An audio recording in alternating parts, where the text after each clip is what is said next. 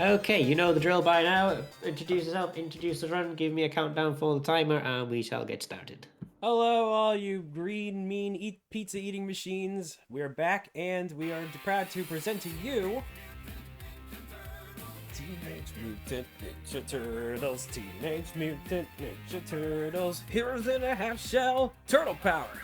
This is the Teenage Mutant Ninja Turtles arcade game from 1989. My name is TempestMask1000. Some of you know me as Steve, and I was just on a moment ago with Gunstar Heroes, but now I'm back with this absolutely wonderful beat 'em up from Konami themselves. Funny we go from Treasure to Konami in that direct order. So, yeah, this is the first of the very popular beat 'em up games that the absolutely legendary Turtles franchise would receive, especially based on the 80s TV show that really started off the whole multimedia just obsession with these four brothers. And yeah, this is a very fun run. It's very easy to learn as well, so if anybody would love to join the community, we're more than happy to help you along the way. And it couldn't be any more accessible nowadays thanks to the existence of the Cowabunga collection available for modern platforms. For your discretion, though, I will be running this off of MAME for today, which is my usual method of doing so, and it's perfectly viable to do so as well. This will be the 4-player version because there are some differences within the 2-player version, and that's all you really need to know. So let's get on to it. We're going to put in our virtual tokens right away, and we'll be playing specifically as Donatello, and this will be for reasons that I will get into as we go through things. But right now we'll start the timer in 5, 4, 3, 2, 1. Here we go. I forgot to press the button. We'll keep it going. This is fine. This is fine. And we got fire. So welcome. Like with beat 'em ups, the whole point of this speedrun is to take down as many enemies as fast as you possibly can.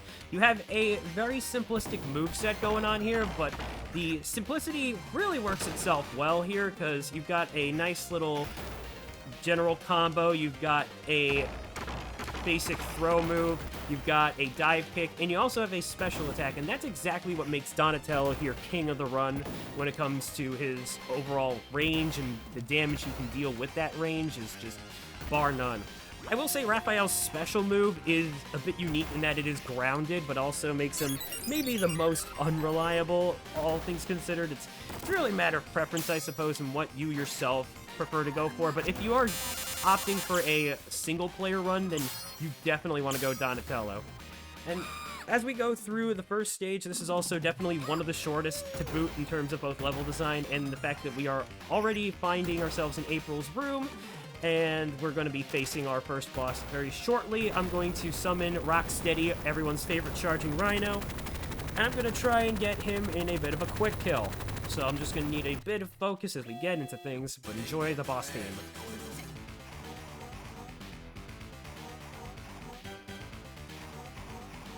One more.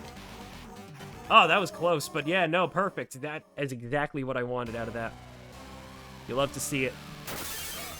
Alright, so unfortunately April has just gotten kidnapped by Shredder, and now we need to make chase. So every time we go into a new scene transition, it'll be a full-on HP recovery, which is always nifty. But the reason I put in so many virtual tokens is because this is not a 1-credit clear run. This is any %, and we can actually use death to our advantage. So losing a life is not all that punishing because there is a ranking system in this here beat 'em up, where for every many enemies that I defeat, as well as I think it's been discovered every 2 minutes in the game itself, that the enemy difficulty and number will increase. So this was found out by Sura Bushido, shout out to her.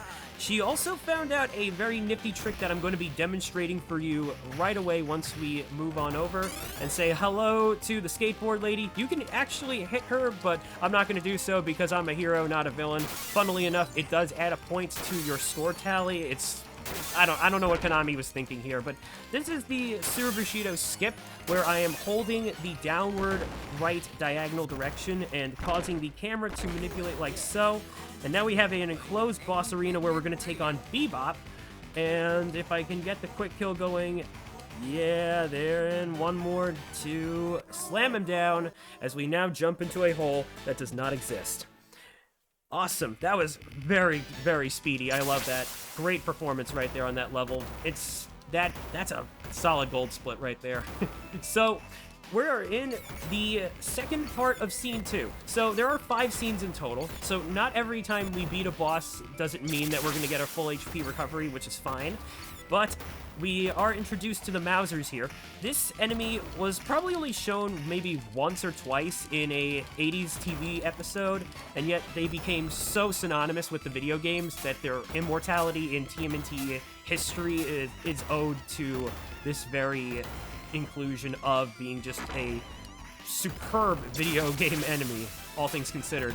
And they do deal very fast damage. So the moment that one grabs onto you, you're instantly losing a point of health. And if I happen to be at 1 HP and get hit by a Mouser, that's good, because then my death time will just be that quick. So we're actually going to let ourselves get hit and move on up to try not to get smashed by a foot soldier, or preferably knocked down to the ground. You know what, that's fine. We were due for a rank down anyhow, so it's all good.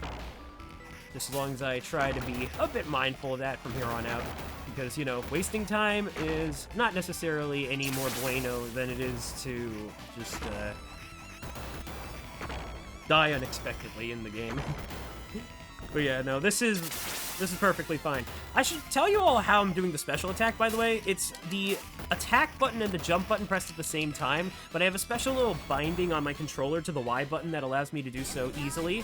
And this is something that the Cowabunga collection also provides at your leisure as well. So here's Baxter Stockman. He's not a fly, not yet anyway, but if you play the home port console version for NES of this very game, called TMNT 2, the arcade game, there will be a boss fight that does get replaced by Baxter Stockman's fly form, and it's actually this stage right here. So we're instead going to be facing off against Bebop and Rocksteady together at the very end, which is a pretty iconic duo when it comes to TMNT bosses. So it's very interesting to see that they just get sacked for a refight, but we get, you know, Fly Stockman right there, which is, I'd say, is a decent trade-off. I very much do respect the home ports of TMNT arcade games, as any time that's ever happened, they always throw in some extra little content to really spice things up. Be it extra bosses, levels, it's really cool. And this also recently happened too for the 2012 TMNT series, as Wrath of the Mutants, an arcade game originally worked on by Roth Grills, got a home console port that features 2 extra levels, and thus some extra bosses with it that were not in the original arcade cabinet. Alright, I'm gonna focus really quick, because if I get the quick kill, that'll be great. Otherwise, these two have had a history of really just... Yeah, they're about to break script. But they are... No, they're about to break script. Let me get the pizza. Okay, at least we got the pizza. So now they're gonna charge into each other. Very commonplace with this boss fight, of course. And I am gonna lose probably a bit of time for that altogether. But let's see if I can get out of this. Alright, that's gonna be a bit of a pain. And they're gonna... I thought they were gonna charge. Oh well. Let's focus right here. And there we have it. Okay, we got out of that just fine. Nothing to worry about here. Alright, let's move it. So we have rescued April O'Neil, and fun fact, when you're playing this game with multiple people, the turtle with the highest kill count is the one that gets the kiss. So, you know, in this case, the lipstick does match our bandana. Pretty fun stuff. But, yeah, again, definitely give this game a try. It's short, sweet, to the point. It's very fun. Let's talk about dive kicks as we go through our highway stage. So, dive kicks are performed in midair. There is a bit of a science to it, but I'll just spare you some details and say my usual way of doing so is jump in the air, let go of my directional pad or directional stick, and then just hit the diagonal direction in the direction that I want to go. So, yeah, it usually works 9 times out of 10. Like so. Now, Roadkill Rodneys, these enemies that you saw ever since Stage 1, they are probably some of the most annoying buggers that Shredder and the Foot Clan have to throw my way. And I really do mean that. Like, they have a hitbox that makes it hard to smack them with your special attack, but if you do manage to strike them when they get out of the ground, it is the easiest time to hit them with your special attack. Otherwise, dive kicks, you can defeat them in 2 dive kicks, which they're also defeated in 2 special attacks, so normally it's just a little bit better to hit them with the dive kicks, you know, if you're not too confident about spawn locations. And dive kicks, the quick kill that I was trying to do on Bebop and Rocksteady actually has a variant that uses the dive kicks. I'm just not the most consistent or confident with them as of yet, so that's why you didn't see me do it. Now, one interesting quirk about running the arcade version is that you're noticing onto the left of the screen, there's this whole scan bar, this little overscan. That's to be expected, because this is just how old games from older consoles did things back in the day, you know? Alright, so... Oh, right. We are now on a skateboard, and we're going to go on a auto-scroller of the highway here.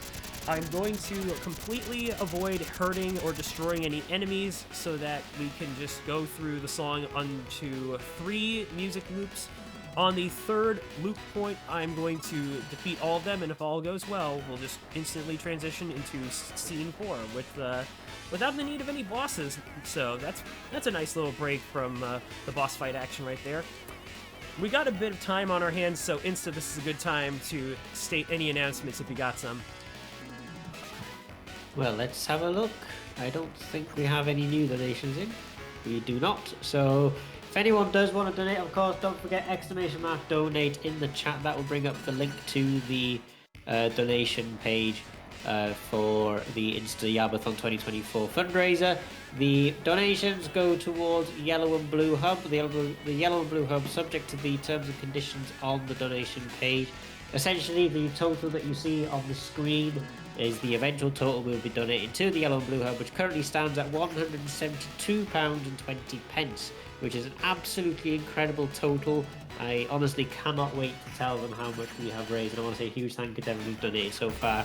But let's keep those donations coming in. The more donations that come in, the more money we can give to them afterwards as well. If we can get to £200 by the end of the event, that'll be absolutely incredible. So please keep those donations coming in, and I will read them up periodically as they do. Thank you, Insta. Unfortunately, we let Mikey drive the party bus, and now the party wagon is completely and utterly totaled. So Splinter has now been kidnapped by the Mousers. We're going to go rescue our master, and this will be one of the shorter stages of the level. It's only going to feature a single set piece to it, so from this point on there's no like extra set pieces of the level. It's just the main stage and the main stage alone, but this is also where the rubber hits the road with difficulty. And you're noticing, by the way, that spear foot soldiers, the spear dudes, are very notorious for having a long reach and can just poke you and push you aside however they so please if you even so much as let them. Also, I did not mean to get zapped there, but enjoy the funny little hurt animation specially made for that. If I could just get past these Looney Tunes right there.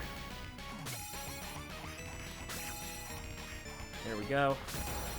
Okay, moving on to a upcoming scene that's going to feature another drill capsule popping up all the way from the ground.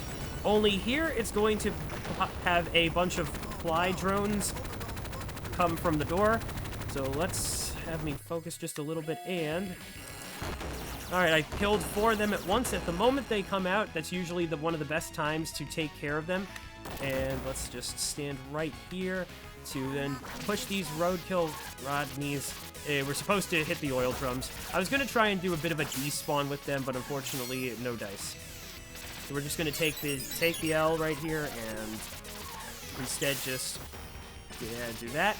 Now I gotta get past these very, very frantic laser cannons and welcome the fun police here. This is Granitor from Dimension X. Another instance of a turtle baddie that has maybe 1 episode to his name, and yet he is probably the worst boss to deal with in this game, bar none. He is only going to take the same amount of damage from all of your attacks. So special attacks are not advantageous as compared to fighting bosses with those typically. And my strategy for him is to try and just kite around him, try to get him constantly hit with as many just strikes as possible while going up, down, and all around. And he has a flamethrower, which you saw me get hit by. That's another special damage animation, which causes my turtle to get stunned for a few seconds, and then I regain control of him. I do not want that to happen all that much, though. If anything, that's the one thing I want to avoid the most. Oh, yeah, he can also taunt like that, too, but he can also get out of it as well. He has a very reactive hurt box. Very reactive. But luckily, we got him. And now we have rescued Splinter, and it's on to the final level, the Technodrome. Thank you, my turtles. The yellowest screen around. Shoutouts to the yellowest screen around in video gaming of the 80s. Okay, Technodrome is a very beautifully crafted level, but it's also one of the shortest around, which is a shame because banger song, really cool stage design, but yeah, they did not do a whole lot with it, and I guess that's understandable to some extent. Also, I could have gotten juggled into that lightning bolt beam if the game had just given me like a few more seconds before I got up. So, this is also where we get a very infamous staple of the Turtles games, the freeze rays, where they're gonna come up to the right. I'm gonna jump over them like so. And yeah, luckily there's like very little of them from the top of the screen, so we just try to avoid that. I got chained a little bit with those electric generators, dang. We'll just take the death here, no problem. We should be at our lowest rank no matter what, so difficulty should be pretty standard as follows. Okay, final row of enemies. The final group of them coming right here, and then it's going to be a triple threat boss rush. So, let's see what we got here. Now, you know that I'm on the right rank when the pizza is just like a singular pizza. You'll get a good idea as to what your ranking probably is by the amount of pizzas that spawn, because the game knows you're probably going to need them. So that's fine as well. Very unintentional, but hey, it is what it is. Yeah, the mid-air jump kick is not to be confused with the downwards air jump kick. There's definitely there's definitely a difference in power, that as you saw with that Roadkill Rodney. So this is General Trag, and he's another rock person from Dimension X, so like with Granitor, he's only going to take a single point of damage for each hit we get on him. The good news is he's got a rocket launcher instead of a flamethrower, so he's not as reactive or as much of a pain as Granitor, but he's still very hard-headed, no pun intended. And we're just going to smack him around silly. If I can. Just focus a little bit here. Oh, that was pretty good for a little bit. I say for a little bit. I'm going to throw in an extra token. If I do die to bosses like these, I do take a chance in trying to hit them with my invincibility frames. Yeah, we're good there. Let's get that last pizza, and it's on to our next boss. That'll be Krang. Now, if you do touch the electrical gate, it will zap you, so avoid that. Yes, you are, or so you think, but your invincibility shall not last you much longer than 50 hits. So, Krang and his robotic suit do a little bit of a Shao Kahn taunt whenever it hits you like that, so that's one merit of getting knocked down by him, but you really don't want that to happen all that much. We're just going to hit him in the kneecaps and constantly evade him, as this is a scrolling boss arena, and it just gives us that liberty to do so. But overall, this theme right here did get a remix in Teenage Mutant Ninja Turtles Shredder's Revenge, so big props to T. Lopez for doing the overall soundtrack of that game. Very wonderful creation by the work of Dotemu and Tribute Games, a wonderful homage to retro beat 'em ups from the TMNT days of Konami like this one. Absolutely so.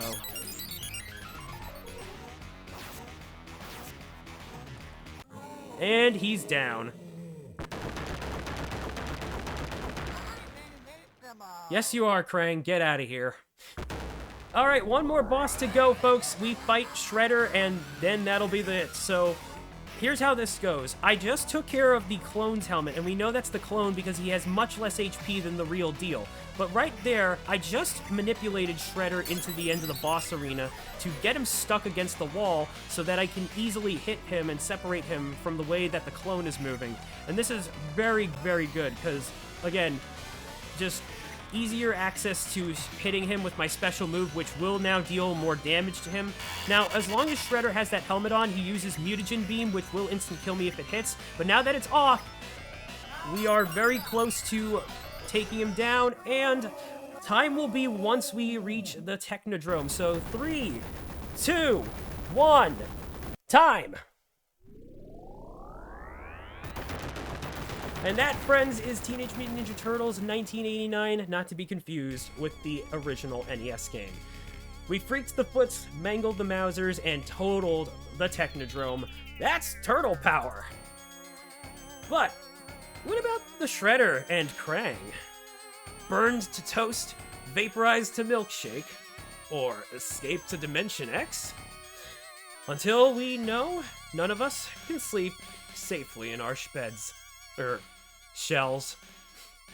This is such a very fun fun game to show off. I am absolutely happy to be the second to last runner for this one. I was originally supposed to do this yesterday, but, you know, nothing to it. That's just how some things go sometimes, and honestly, I'm just grateful that I got to do a little back-to-back, because we also got a little bit of a PB here. However, it's not my fastest recorded run. That is going to be a shout-out to the Speed Souls community and their marathon, which was a pretty cool way to also close off my speed running for the year, or one of two final outings anyway.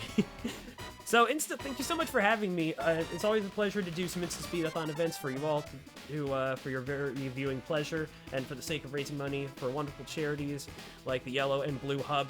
And so, with that in mind, yeah, if you would like to learn any Teenage Mutant Ninja Turtles speedruns, we have the TMNT RTA server, which you can join our wonderful crew of folks like Elrock617, General Andrews, my pal Cyphrin, as I mentioned earlier, and so many more pretty dang cool people. And with that, we'll put in our score under Yab, because it's only fitting that we do so.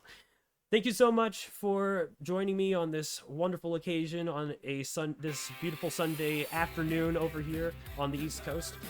My name is TempestMask1000. You can follow me on Twitch, YouTube. I also got a Twitter at It's Tempest Steve, and a blue sky for Tempest Mask. And folks, until we next meet, stay safe out there, and always know that pizza is on the menu. Ciao, amici! That is correct. Pizza is always on the menu, just like things such as Yorkshire tea and all that stuff as well. Right, don't forget everybody, we are doing this as a charity event, as was mentioned, to the Yellow and Blue Hub in Wrexham. It is it's a community hub in Wrexham that helps a lot of people in the community. If you'd like to donate, !donate in the chat, and that'll show you the donation link. If we can get to £200 by the end of the day, that'll be absolutely incredible. Our running total so far is £172.20. Donations go to the Yellow and Blue Hub, subject to the terms and conditions on the donation page. We are now going to go over to our very last run of this marathon. That'll be Sneak King 50% new game by Kefka14. If you'd like, please stick around for that, because that's going to be absolutely incredible. And then stick around afterwards for the future of InstaSpeedathon during the ending of the marathon, as I like to do all the time. So, we are going to go now to the intermission screen. Please keep those donations coming in. I'll read them out periodically as they come in. We're now going to go to our final run, which is Sneak King 50% new game. A quick update, of course, with us supporting a community hub in Wrexham. Wrexham and Bolton draw today, so they drew, so that means it's 1 point each, unfortunately. But there we go. That's just how things go in football sometimes. But in any case, we're going to go now to the intermission screen.